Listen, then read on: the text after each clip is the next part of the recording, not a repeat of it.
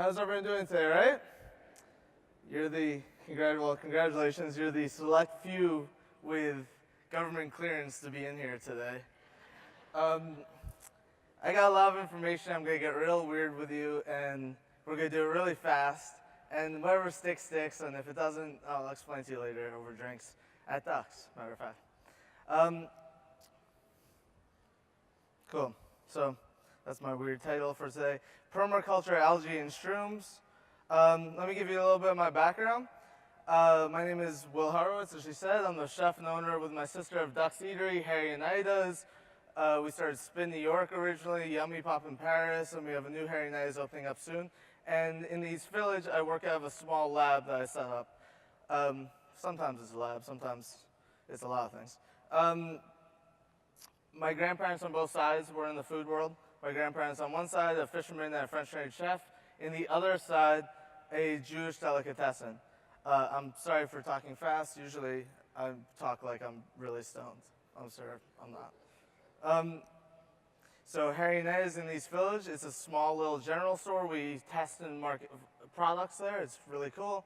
We are very famous in New York for lots of smoked foods. We were in the cover of the New York Times last year for the best smoked pastrami in New York and smoked fish and things like that. And that's our main stuff and you know, our bread and butter. But actually, the future of which, we're getting more into plant-based foods. And our new place is 100% plant-based. Oh, 75%. We'll see. We'll still serve pastrami. So we do a lot. Our main focus is on history. And what we do in the back of Hairynez is really fun.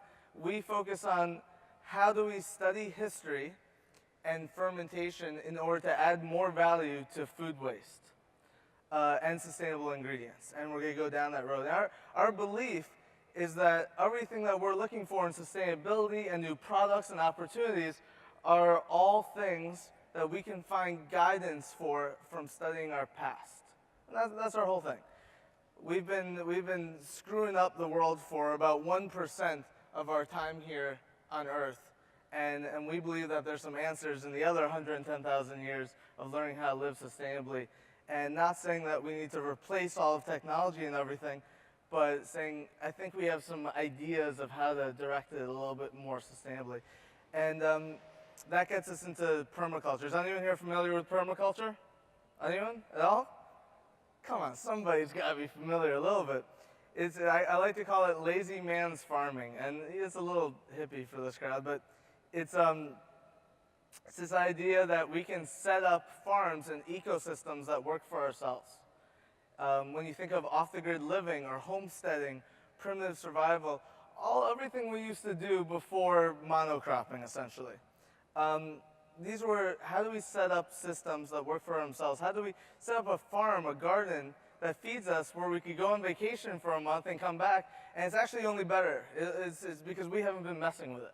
And this is something that people have been doing since the 70s, and then before that for, well, most of our time here on the planet.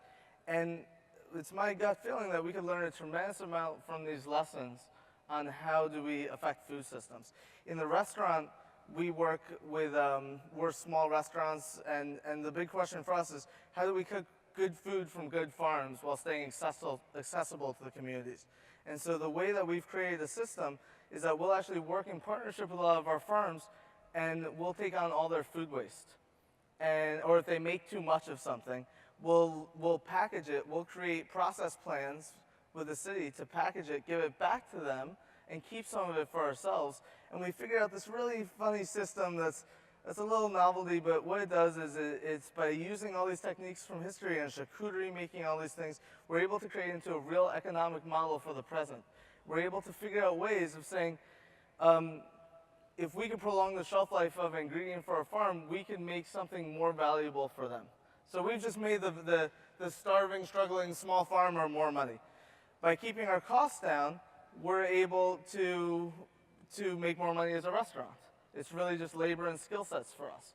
And we're able to do it in a way where we can actually still keep it accessible to the community that we live in. So we're able to help the struggling farmer, the struggling restaurant or food system, and the struggling community, all by looking into the past. It's a funny thing. There's a lot of food waste stuff, and we'll get into that in a second. But one of the things that's always interesting for me to think about is that what we know of waste, and you'll hear a lot of people talk about it now, it's a modern invention, and it's something to keep perspective of. It's a very recent invention, food waste, and the systems that we do right now. It's just permaculture. So in studying all these ingredients, the one main thing that we've been focused on over this past year and a half, 2 years, because of its sustainability, has been seaweed. Are you guys all, people are in the food world, everyone's familiar with this glowing prospect of seaweed by now? It's really, really impressive. It's zero input when done properly. So we're not feeding it. It's growing by itself. It's extremely fast growing. It's highly dense in proteins and nutrients. And it's one of the most sustainable forms of large-scale agriculture in the world right now, which is a big statement. It's an extremely bold statement to make. For large-scale agriculture, it is the most sustainable form we know of right now. Except the majority of it goes to feeding chickens and fertilizer. So we set out on this program over the past 2 years, working with Green Wave, which is a great nonprofit working on vertical farming and figuring out how do we make farming a real applicable thing. We set out to figure out how do we make seaweed worth more money. And we worked with top restaurants in the city, from Per Se to Atera, and 3 2-star Michelin restaurants. We worked with Massimo Bottura and El Bulli in Spain, all sorts of great, great people. And the goal was, let's make it worth money. If we can make it worth money, then we can get more farmers to go out there and do it. We can get more fishermen that are overfishing to say, hey, like let's figure out how to turn this into a whole new agricultural system. And that's really the problem for us. So we started a company called Beyond the Shoreline. Our first product's coming out this year, and it's a kelp jerky. We have a few different flavors, but it was a great first project for us because it works on an emulsified food. And when you don't know where your seaweed's coming from and you're still trying to start up a whole revolution of farmers, it's great to have something that could take in a wide variety of species. And we work mainly with kelps. So sugar kelp, solarium, horsetail, and so on. But this is the first step. The other 50% of the product is actually made with mushroom stems. So we get those very low cost. It's a good deal. And so that's why it's a good first project. But and the other aspect of what we're working on and what we'll work on over the next couple of years goes into a much wider range of products and actually fermentation. And that's really a big part of what we're focused on right now is also, if we know it's that sustainable, how do we turn it into energy? So this has brought us down a whole world of fermentation, which I'm going to actually skip over kind of a little bit. I could tell you guys all in a separate conversation that I don't think anyone's going to want to hear about right now, why I'm pretty sure you're all a type of mushroom. And we'll talk about that later. It's fine. This is my private. It doesn't matter. So either way, mushrooms is a huge part of what we do, and fermentation is a huge part of what we do. I'll give you a small teaser of what that whole speech is about. We use, 10 to 20 different types of mushrooms. I'm not talking about the portobellos you grill out back. I'm talking about the mushrooms we use for fermentation, the kojis for misos, the sourdoughs and yeast that we use for breads, and the millions of industrial yeast that we train in 5,000 different ways to process, God knows what. That's about 10 to 20 forms of mushrooms.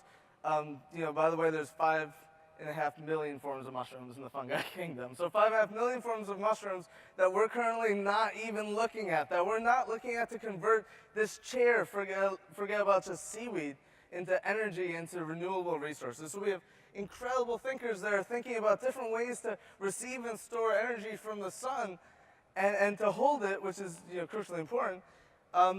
But there's actually very little talk about our own ecosystems and how to widen that search for different converters right around us, actually on us presently. So that's a big part of what we do. In redefining food waste, the other project I'm involved with, real quick to finish up, is, and I do the stats, 40%, these guys explained it way better than I ever can, is a project called Common Scraps. And this is really cool. So what I'm starting this year is what I think is pretty much, unless someone has any ideas, the first free online marketplace for food waste. A lot of these guys are doing incredible things with it. The big problem is we have a lot of great people talking about and doing dinners for it, but there's zero infrastructure. There's zero infrastructure to an enormous market of a problem. And for people that care about the environment, this means a lot. For people that want to make money and find new avenues, this means a lot. We need to create infrastructure to this large amount of money and environmental problem, and our goal is to figure out how to do that. So very simple Craigslist style, and integrate with a skill set, a system from top chefs and from scientists. We're working with the city, the mayor's office. We're working with a bunch of universities to figure out not just how to create that network and free marketplace online, but also how to empower people with the skill sets to turn such said food waste into opportunities and entrepreneurship endeavors, and how to also help them get the government compliance they need to do so. And that's a big part. Obviously, if anyone, there's a lot of product people here, and coming from a chef to the product world is interesting because you realize very quickly you're not a scientist. So figuring out how to get people, empower people with the ability to put together proper HACCPs and get the food safety they need, and prove whatever needs to be proved, and get that information back into people's hands. And if we have that common number of 40% of food that we create being wasted, and we have people, like you said, starving next door, how can we, A, make that into something that can feed people, but B, also make it into business opportunities and figure out ways of using all these things to make people more money, so I don't have to sit around and soapbox to anyone. I could simply say, look, here's an integrated sustainable system that's based on all these great ideas that can help people solve this problem and profit. And that's the real goal for me. And with that being said, I could go into this 1,000 different ways and how we do this and how these networks work. But, the main idea is just give people the skill sets back and create infrastructure to connect them together. So anyway, I'm Will Horowitz, and thank you guys.